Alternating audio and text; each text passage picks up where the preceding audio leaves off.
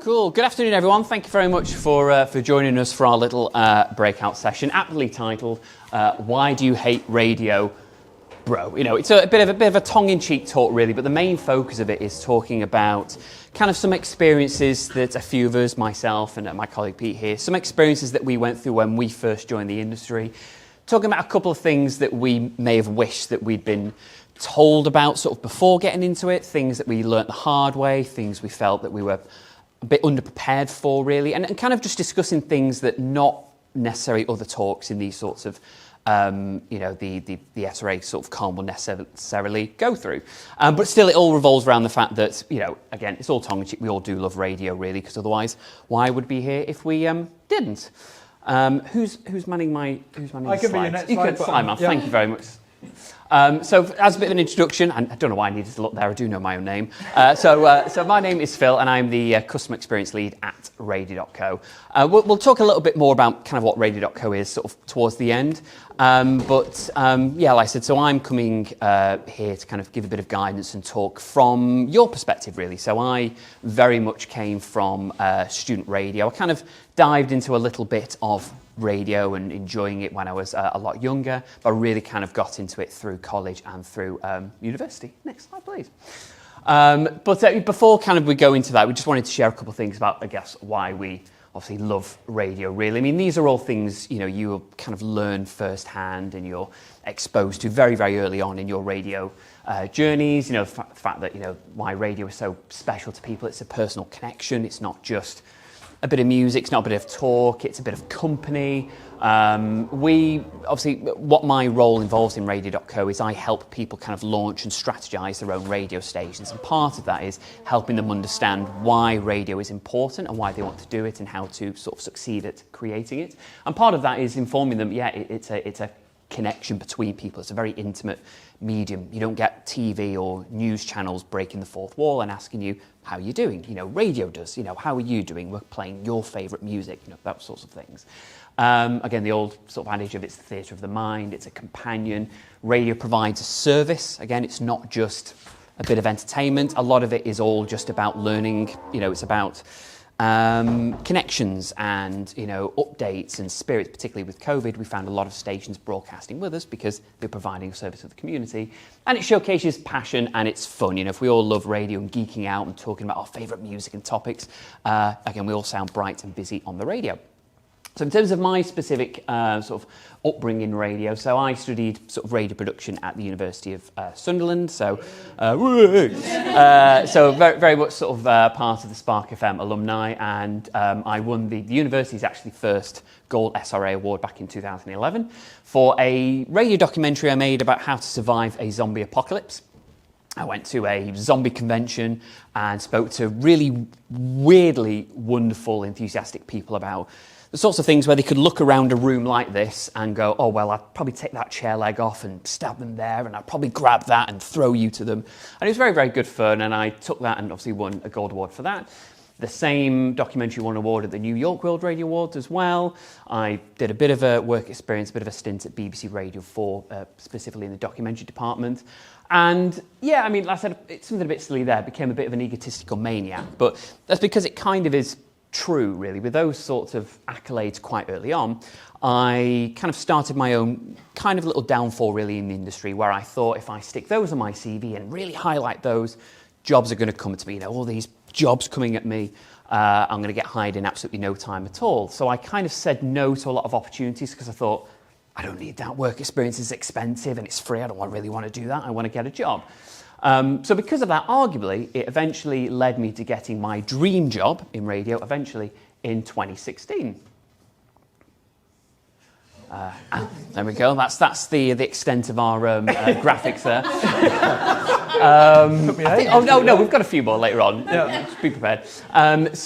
We've been at the SRAs for the last few years, and we spoke to Ali Plum a few years ago, and he said, no dream job is what you imagine it to be. And when you sort of see that quote, there are kind of two sides of that, really. There's the positive side of, hey, you never know what it is. You might be doing a pretty mundane job, but after a little bit of doing it, that's actually what you want to do. Sure, you might have wanted to get into presenting, but the job you're doing to get there might actually be the one that you want to end up doing.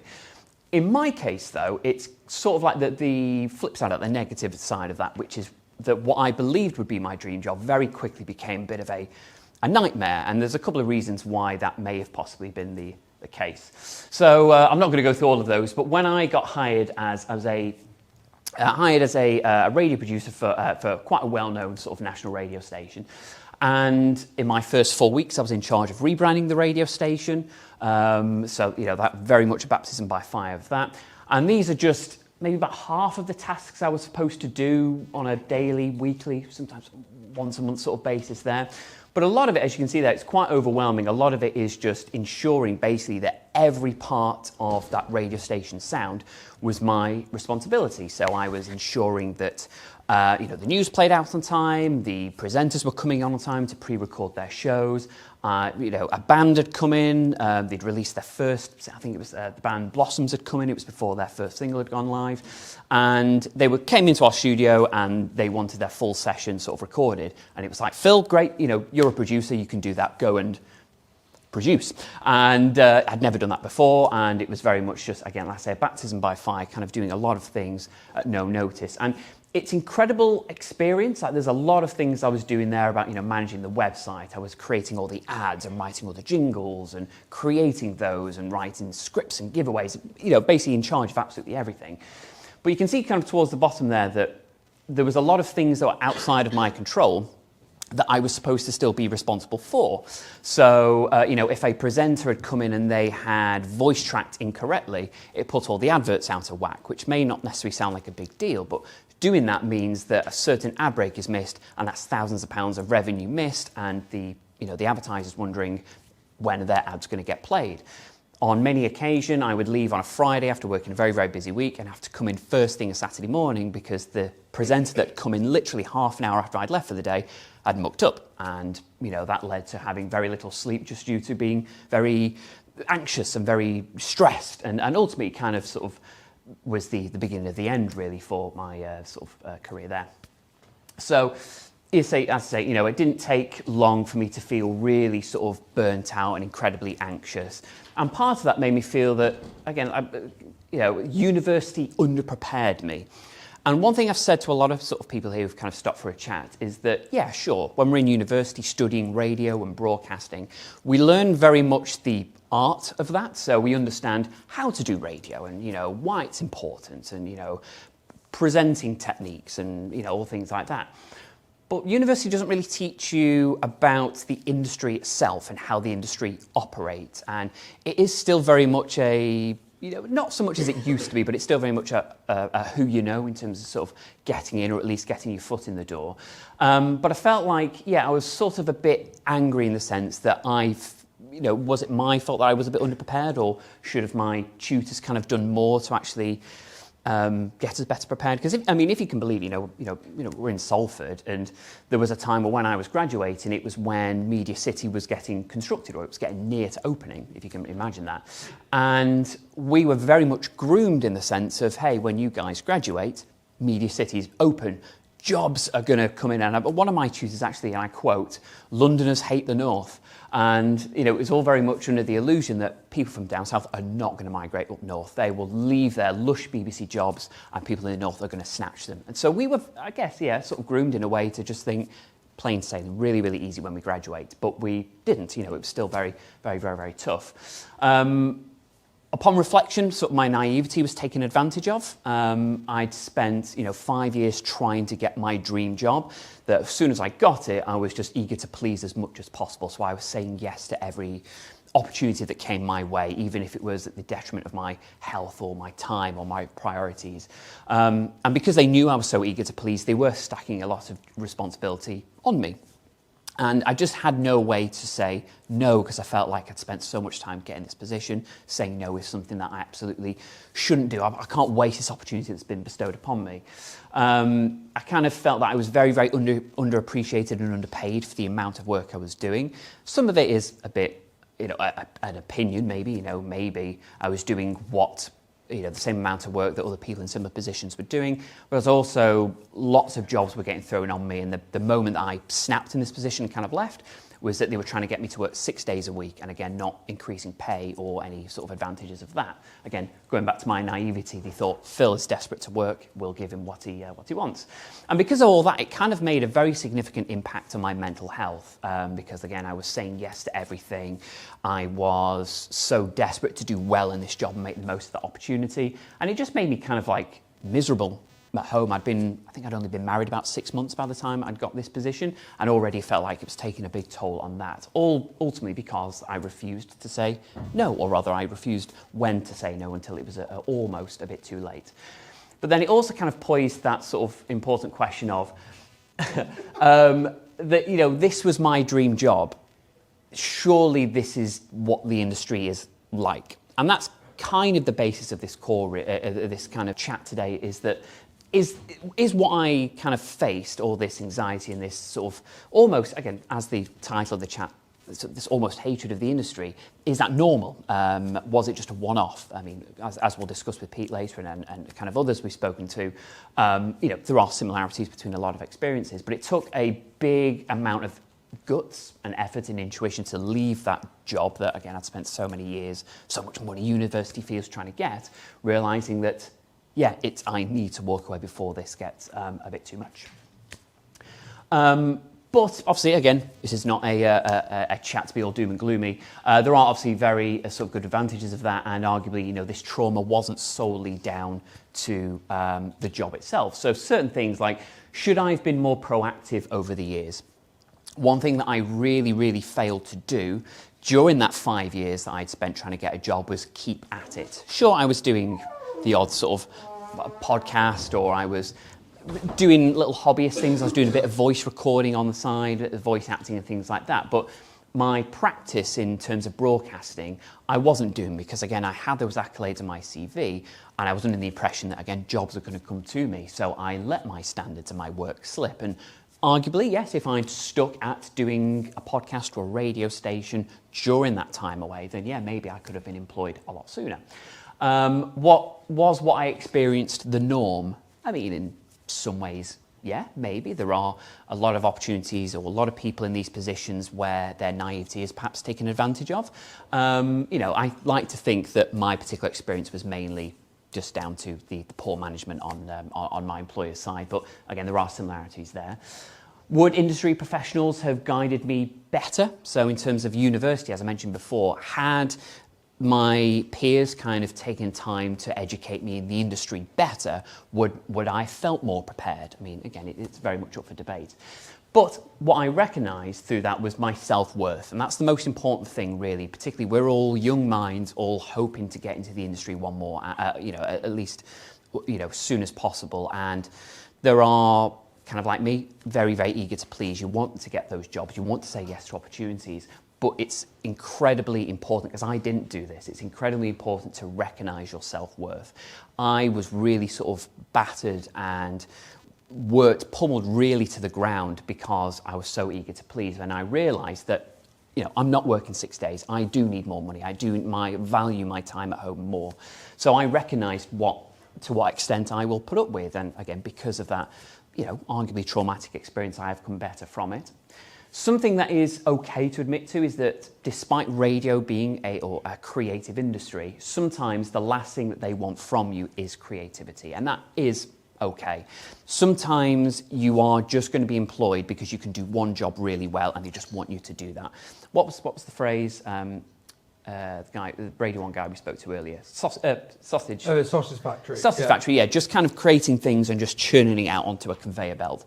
And again, sometimes that might be what makes you happy, just doing a really good thing, just lots and lots of times. But, you know, and don't be afraid that, yeah, your creativity input would be appreciated, but not necessarily needed in certain these positions. So kind of it's okay to realise that.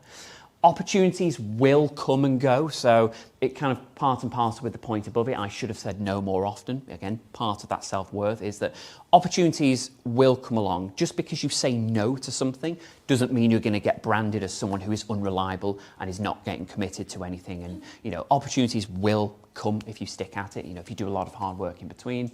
And again, despite all that, you know, we still bloody love radio, because it's that's why we're here. We've been here the last few years, kind of helping offer guidance to students in a very vulnerable position. You know, you want to do well in the industry. And again, we work for kind of Radio.co. We speak with people every day, all day, about launching their own radio stations. So that's kind of like my journey and sort of my perspective in terms of sort of why we're sort of campaigning here. And I'm going to sort of pipe down for a little bit and let Pete have a little chat. Was anyone here the first year, by the way? Because if you weren't here, the Ducks, none of you were here, were you? No, good. Okay, you were here. Well, I get one to Ali Plum. you remember the Duck. Anyone else, ignore the Duck. Thank you, Phil. I think the kind of, so my angle is a little bit like Phil's, but I did engineering, so I was an engineer for a commercial radio group called UCAD, which Bauer bought us. I ran away when Bauer bought us. But so I loved my job, got into radio when I was 14, did lots of volunteering, lots of community radio, still run a radio station now. And I was always told, as probably most of you have been told, probably in this conference itself, about do everything, say no to nothing, you know, keep saying yes, yes, yes, volunteer your time, do everything for free. And that is great until you get burnt out like you were, Phil. Lucky, I think I got out before that happened. I love doing radio. I love being an engineer. In smaller groups, which obviously we don't have anymore, it was more fun because you have more creativity to kind of do what you want. And that's why I kind of think student radio and community radio has that power because no one's above you constantly being like, oh yeah, you can do this fun thing, but first can you do these 20 stupid tasks first, like your list, right? You can just focus on one thing. And that's kind of what we were doing back in the days. What I would say is at the end of like my UCAD days with the Bauer, you know, the first year of being in Bauer, I saw how the industry was changing in terms of like, so long there was 4 people for a job, and now there is 2 people for a job, and now there's 1 person for all the jobs. And it's like, okay, I see how this is going to go. This is like, everything's going to be on me. The pressure's on me to do this. When it all goes wrong, it's on you. You know, when something's gone right, it's on the manager. When it's all gone wrong, it's on the person, right? So, and I think that was kind of what I saw in commercial radio. Saying that, I still love radio now. I've still got friends, one of which came to one of our talks a couple of years ago in commercial radio, loving life. And like, I think we were a bit doom and gloom, but also the opportunities in radio are still there. It's harder. I think we had this chat with someone yesterday. It's harder to get into radio now more than ever, especially like after the last couple of months we've had in this industry with, you know, local stations going and so on. It is still possible. There is still a job to love in radio, whether that's being presenter. How many here want to do presenting on like radio? So quite a few people. How many want to do like non-presenting? Just like, okay, so that's got.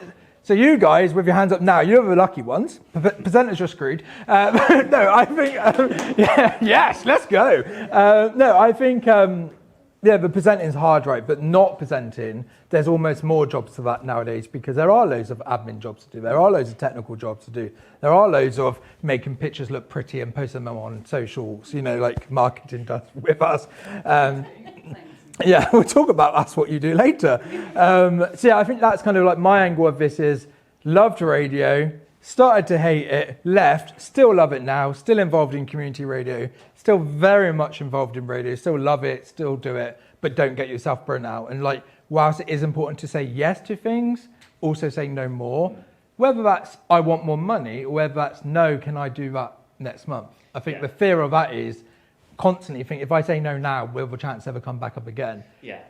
Spoiler alert, it will. And as one of, as a guy on Global at the moment on Heart Overnights who had to say no to some stuff for life reasons, and actually his career has gone up now he started saying no, because suddenly it's like, oh, he's not just a yes boy who's going to do whatever we want him to do for no money, right? He actually values himself. Yeah, it's one of those things as well, like, you know, I, again, in terms of being more proactive, I should have, you know, should I have done more work experience? And work experience is great, but work experience is also very expensive to do, particularly if you're doing something on the opposite end of the country. You have to afford travel and accommodation and stuff for a week. And yeah, it's great getting all that experience, but you've got to think like, man, if I keep doing this, you know, at the point I do need something that does give something back. You know, you can't pay for rent and stuff with, you know, work experience. So, you know, it's saying yes, but also no to as many opportunities as you can. So these are some thoughts we had from the last few years and from this one. So like, I don't know, Phil, if you can read that because you've got glasses on.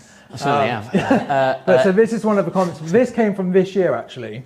So it's the connection and versatility to the listeners and the creativity and innovation of broadcast solutions that does it for me. And I think that's an interesting point of actually, like, it's more than just, is that person in the room who wrote this tweet? Because they tweeted us, I can't remember the name, but anyway, it was interesting. Actually, it's not just about presenting, it's actually about you challenging stuff. And we were talking about this earlier with another engineer of like, sometimes us engineers actually prefer it when it all goes wrong because it's more fun. And then the second point we had, the thing that makes me the happiest is making others smile and laugh. And if my radio show puts a smile on one person's face, that's another interesting point because it's not literally just about our own egotistical, like, oh, we're great. You know, it's, if we can get some people happy, then that helps. I guess the challenge of radio is often you can't see people, right? And the interaction on radio is pretty, you know, I remember hearing Chris Moyles talk about this once, of like when they were at the peak day of like when Radio 1 was good, and they had like 10 million listeners, and he was like, oh, we've had 10,000 texts. It's like the more we've ever had. It's like, okay, wow. So if you've only got 10,000 listeners, if one person texts you, be it your mum or dad, like it's like, oh yeah, I've got listeners. Next, please. And then this is something else we're told, like, favourite part about radio is the chaos. I think, yeah, that's a fair shout. The problem solving involved in the technical aspects and the creativity and fun that you can have. Again, less so in commercial, but student and community especially, like the editorial, you have so much more control than you do in the commercial world. And I think that's probably another thing, like, well, I assume most of the people in this room do student radio, like actively still do it. I would probably say, like, don't take for granted how much control you have now over your station, because when you move on to a proper job, it's like, oh wow, I'm not allowed to just play ABBA, you know, whatever. Next. And this is another one from last year, Phil. So my favourite thing about radio, at least at a student level, is being able to try new things and push ideas to the max. Yeah, which I think, again, is another take the creativity. And I think the last one, yeah, I love radio because it can it'd be more imaginative than visual mediums. That's something, right? Like being able to make, you talked about your drama. Sorry. You talked about like your drama about fighting the zombies, right? Yeah. On TV, that could have been a £20 million show and a bit crap. Yeah. On the radio, it's like, wow, this is fun. Talking of fun, other ways into the industry with Amber. Hello, I'm Amber and I am not a radio person. Boo! So I studied here at University of Salford. I was doing the drama and theatre course, so my experience of radio... Ignore that. My experience of radio was sort of clattering pots and pans together to try and make sound effects in the basement of the old Adelphi building. So nothing like what these guys have experienced. Was that for radio? Was that just personal life? That was just for a bit of fun. Free afternoon. Nice, you know? Yeah. And yeah, so what I do at Radio.co is I look after our enterprise clients. So we've got a list of some of our big clients that we've got up here, and here's me making it rain, obviously. So while it might not be the first thing that comes to your mind when you're thinking about, okay, well, what's next for me? Where can I go? Where can I take this experience? But using Next as an example, because I work with them really closely, we've done lots of visits with them. They've got in-house producers, they've got in-house presenters. So yeah, it might not be in your mind to go, right, I'm going to go and work at Next Warehouse and I'm going to present their radio. But actually, they've got a lot of creative freedom and they can kind of do whatever they want. Within reason, obviously, it still is an internal comms station. But yeah, so one of the presenters that we've got, Jem, she was like emailing me really excited, Amber, the new Mumford & Sons album's coming out. I thought, dreadful. But her manager's fine with it. I wouldn't be. But she put together a show, releasing that, doing all sorts of bits and pieces, and they can kind of do, like I said, whatever they want. So, you know, you might go to Superdrug and you can hear them playing what sounds like somebody singing karaoke upstairs, but you could be the face of Superdrug Radio, or you could be the face of Asda Radio. It doesn't have to just be, oh, well, I like radio, so I want to be on the BBC. There are lots of other options, and yeah, internal comms or in-store radio might not be your first thought, but it's definitely worthwhile something to consider because it's such a big thing that's becoming more and more popular that we're seeing across the industry. Lots of people are wanting to have these tools, and that's effectively what it is. I will now. I think just quickly, I think it's also worth saying, like, in-store isn't sexy, right? Like, being the voice of Asda Radio or Co-op Radio isn't sexy, but they've got huge budgets. They are hiring talent rather than firing talent, like commercial groups are doing at the moment. And like these companies are always going to be around, right? So, you know, whilst the radio sector kind of changes around at the moment, like grows here, decreases here, and so on, Co-op, Next, they're multi-billion pound companies who aren't going anywhere. So yeah, it might not be like the thing you want to go home and tell your, you know, oh, I'm on Next Radio, but it pays a mortgage. You get more creative freedom on Nets than you would on Hits, as an example. And there's loads of jobs which until you look, like Next hired 4 people for a dedicated team. You know, Co-op spend 20 grand a month on their radio station. Like, there's so much money to be had from this, and there's loads of companies like us, like Image Sound, like all these other companies, doing exactly this. So like this, whilst might not be the future, it's not going anywhere. And if you want a job in radio and the other venues might not be welcoming you, then I would definitely look into this. Yeah, because some of those things are like Superdrug and like, you know, whereas Next do like, you know, live and pre-recorded programming. A lot of these other in-store ones, they are pre-recorded programming. So if you are looking at this from a producer perspective and you like putting audio and shows together, again, that's an opportunity. Again, even on the absolute the least sexiest sort of style of internal radio is radio stations that are literally just for broadcasting like company updates and newsletters. It's really only for the eyes of those that work, the ears that work there. So, you know, if you've got a good voice and you've got a good ability just to read script and stuff, sometimes just doing that can be, you know, your way into the industry. It doesn't have to be presenting it in and out of music. It could just be, I can cohesively, clearly, you know, communicate information. And now, Cheska. Right, so aside from my terrible stint as the tapping the button, my name is Cheska. I'm the marketing manager for Radio.co, and similar to Amber, I didn't start in radio. My background is purely in marketing and, for lack of a better word, selling yourself. So, next. But not like that. Not like that. So, as I'm sure most of you are aware, in 2025, the biggest thing I can tell you about whether you want to be a presenter, a producer, whatever, you are a brand, okay? The moment you decide to take that step and put yourself online, whether it's on a radio station or producing one, that is who you become. So, biggest thing is you need a USP, okay? You need to be something unique. You can go to the big commercial brands like Hart, Bauer and stuff, and that's great. They do brilliantly. There's no denying it. But there's no USP. You know, you're not in a chip shop having a conversation with Elmo, are you? You know. Well, I mean, You don't know about my friend. what happens on a Saturday night? Manchester nights out are wild. They are. You have to be like, what makes you different? If someone decides to hire you, or if someone decides that they want you to present a show, what are you bringing that no one else can bring to the floor? Niche and content, again, links in with the USP.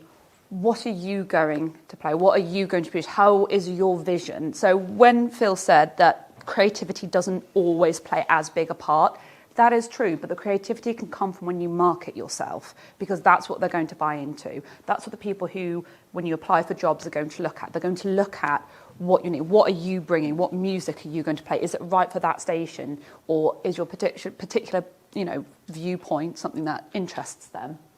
Tone of voice, again, this will come into another slide I'll be putting on, but you need to have a consistent tone of voice across all platforms. And when I say all platforms, I'm talking social media, I'm talking website. If you want to make it in this day and age, you have to be online. That is a non-negotiable. And sadly, hiding behind things, because I'm not a fan of being in front of the camera personally, even though you keep pushing me to be in front of a camera. I don't like being in front of a camera. She says, speaking in front of a camera. Yes, no, I'm aware. Okay. Yeah. Yes, do you know how much they had to bribe me to be here? You've got to, you're online, your presence is everywhere. And your logo and branding, like I said, you are a brand. Next slide. So, Chris Moyle's show, he's a presenter, doesn't have, he's got his own logo.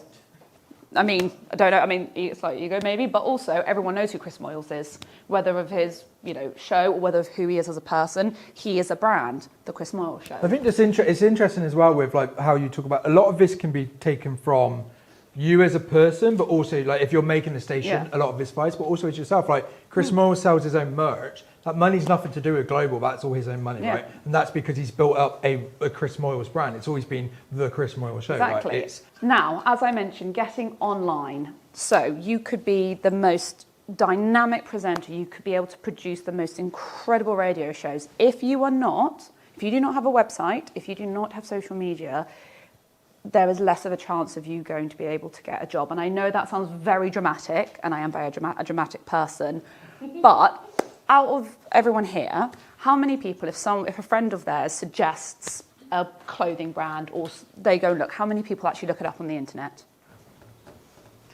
The fact that not all of you are putting that's quite worrying. that's completely disappointing my point. But my point is you automatically go online. And that will be the same with anyone when you're applying for a job.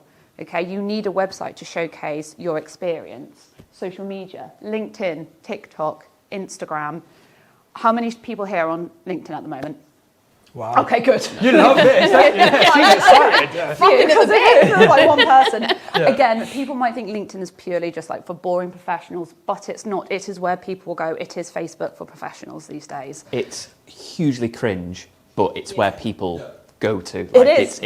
It's where the people that have the ability to hire are dwelling in. Yeah. It's a good point actually. When we last hired, we hired from LinkedIn because we already, like you say, we could look at their profile quite quickly. Whether like looking at the Indeed advert, and we got people in other countries applying for jobs which say they have to be based in Manchester. Where LinkedIn was like, wow, okay. So whilst me and Phil probably have quite similar opinions about LinkedIn, burn it. It's actually quite important. And yes, so I personally think, like we said, LinkedIn, TikTok, Instagram, and then you want a content strategy because you don't want to rush this. Okay, it's not something you just quickly do something on Canva, although Canva is great, don't get me wrong. It's not something you rush. You need to have a strategy. You need to make sure everything is consistent across your website, your socials, your TikTok, your Instagram. Otherwise, people are going to be like, and it's not just people who hire you, people who are interested in maybe your radio show or the radio show that you present. They might not feel like you're authentic enough or transparent enough. That's a very big thing that's happening in every industry and not just radio, is transparency. People want to know everything about you. They need to know that you're authentic. They want to know, what your background is. And the less transparent you are, to an extent, obviously, they don't need to know everything. They don't need to know everything. The less likely you are to be able to get them as a loyal follower. And that kind of leads on to what you were saying about having, 1 million listeners and stuff. You have companies like Heart Radio, for example. They do this brilliantly. And yes, they are a global brand. I am very appreciative. But they have the money to do it. You see it. They have a colour scheme. There's the heart red. They've got the A being a heart. They have that branding. It's how they stand out. Even something as simple as the way they do copy on their videos is very similar type. Same with Radio.co, fonts and all that kind of jazz. It's branding, and you notice that. What's also interesting about like these, just looking at it here, like, okay, so they uploaded that video 2 days ago, it's got 250 views. That video 9 days ago, 1,000 views. I think sometimes in radio, it's pretty easy to get like kind of like down about numbers, right? So if you upload a video on Facebook, it's got 200 views, But the fact that like Global, who are pumping out content, only have 250 views, or like from whoever Heaven 17 is, or Mark Wright, fanboys with 1,000 views. I mean, that's Global with millions of listeners, and they're hardly getting any views. So I think that's another way of like, even if your podcast is getting 10 listeners, well, those 10 listeners might employ you. Exactly, and you see all these brands, and I'm talking beauty brands, radio brands, etc., with millions of followers. The actual number of people who are engaged, and that's who you want, especially with radio. Radio, especially when you're doing a radio show, is all about engagement. You want listeners calling in. 1 million doesn't matter if only 5 people call in. 500 with 400 people of them calling in, that means you're doing really well. Yeah, when I'm sort of helping people sort of talk about how to launch and maintain their radio stations, a big sort of misconception is, with social media, do I have to keep posting things every hour or every day? And it's like, well, no, you've just got to be consistent with it. So if you are going to put a little TikTok or, Instagram video once a day. Just do it every day, once a day, every day. It's all that increases this online visibility, this branding that you have for yourself, and you just need people to be aware of, just your reliance, your consistency on churning out content at regular intervals. Exactly. And it's not just online. You need to take it to the next level. Network, things like the Student Radio Association, Student Radio Conferences like this. And don't just keep it to purely radio. Marketing Showcase is a really great free talk that does everything about marketing, because if you are deciding to start your own radio station, you're going to want to know how to market it, and there's only so much that ChatGPT can tell you, okay? As much as people think ChatGPT is amazing, there's only so much it can tell you. And then something else that I'm sure everyone knows, might not know, but start a podcast. I know it sounds a bit like a lot more work, but actually you can just repurpose. If you just set a video camera up while you're presenting on your station, you can just take those clips and make them into a podcast, and they last longer than a live broadcast sometimes, and allow your listeners to tune in whenever you want, so making it more accessible. So lots of images of conferences you can go to, companies that have their radio stations that have their own podcasts, but Well, funnily enough, it's about marketing. It's one of a way that a lot of our leads are coming through. For brands wanting to launch their own radio stations, has been coming through like HR kind of networking events. Because they want a way to communicate and entertain and boost morale of employees. So again, they are good places to go to for going to these HR meetups and stuff, and pitching a radio station to them, pitching any companies that you currently work for, pitch a radio station to them. Yeah. And final thing, 2 quick things before we finish on what to avoid. I realise there's a typo. I should have put just handing out your CV. You can hand out your CV, but you need to make sure that it is consistent with your online portfolio, because even if you email it to them, first thing they're going to do, search you online. So if it's not the same, it's not consistent, they're going to be like, well, hold on a minute. What's happening here? And copy and paste is for Word only. You can, of course, use inspiration, draw on your favourite musicians, your favourite radio shows. But at the end of the day, as I said, authenticity is the most important thing. And if you can't come across as being authentic, and this is where it gets a bit dramatic, no one's going to want to tune in because they can find it somewhere else. Thank you. Thank you. So we just, obviously, because we've all been talking about, we're this and that at Radio.co, so we just wanted to give a very, very quick spiel about what we do, and mainly with a really good way of using a platform like ours. So very quickly, in a nutshell, what Radio.co is an entirely cloud-based platform that gives you everything that you need to create your very own internet radio station. So everything that I imagine you're currently doing at your student radio stations or hope to do in the industry, you can do using nothing but your own laptop and an internet connection. So you can have a global 24-hour radio station. And using your own radio station is a perfect way of incorporating your CV into a more creative light. So rather than handing out a CV for a radio job, why don't you say, well, here's a very sort of short-fire CV, but did you know I've also got my own radio station? And this radio station you have could just be a radio station which is just a looped 5 minutes of audio, but within that 5 minutes of audio, it's like a show reel. You can do this as a presenter, you can do links, you can do bits of interviews, something that is just a show reel constantly on loop, but it's helping you build your presence. From a producer's perspective, if there's any work you're really, really proud of putting together, again, make a really, really tight 5 minutes of audio, and you've got that showcasing all of your talents. So that's why we kind of, if you want to look into Radio.co, we do have an offer in partnership with the SRA. It's like 50% off for 3 years? Yeah, right? So any student radio station can have 40% for forever, but for students personally, it's 50% off. And again, it's just for you guys to kind of mess around with it. Make it your online portfolio, brand yourself. So when you are handing out CVs or like job ads and so on, it's like, oh, actually, this is my radio station I've built. Rather than reading my CV, why don't you listen to 5 minutes of my work? Yeah. So anyone who've entered for competition, we've got your details, so we'll pop you the discount. But anyone else who wants it, just ask us at the end and we'll see you. Yeah. But like I said, ultimately, it's just an incredibly quick and easy way of creating your own radio station. So there is really kind of no excuse why you can't give it a go, particularly, this discount we're offering as well. But regardless of that, there is an amazing opportunity to, while you wait to get into a job, I wish I had something like this in those years that I spent trying to get a job. This would have helped me refine my craft, and arguably I'd be a bit more prepared because I was very confident in myself and in the brand I was trying to create. Now, The reason you're all here. Who wants some goodies? Whoop. Hey. Told you the graphics were coming. Yeah. So time. we've got a couple of prize winners. Again, we've been doing this for the last few years. To give you kind of stuff, just again, kind of like our software that gives you an opportunity to broadcast. This is equipment that will help you just get up and running. So our first prize is this. So it is a. Is it the boom arm as well, or is that just for our display? Yes, which has a beer. Well, not a beer. That's cup holder. It's got a cup holder. No drinking in the machine. Cup holder, Cup holder. hot or cold. Very can fit in it. important. Yeah. A Logitech Blue Sonar microphone, which, if you're a big fan of the short SM7Bs, that's pretty much a very like-for-like sort of version of it. So it's a very, very good mic. The Go XLR from TC Helicon, which is basically Behringer, a Samsung Go Mic Video, and some Mackie, which are also Rode headphones. And then we've got 2 runners-up prizes of some HD streaming cams and some awesome Aston condenser microphones. Which are worth like £300 each, those mics. So if you don't need a mic, sell it. Yeah.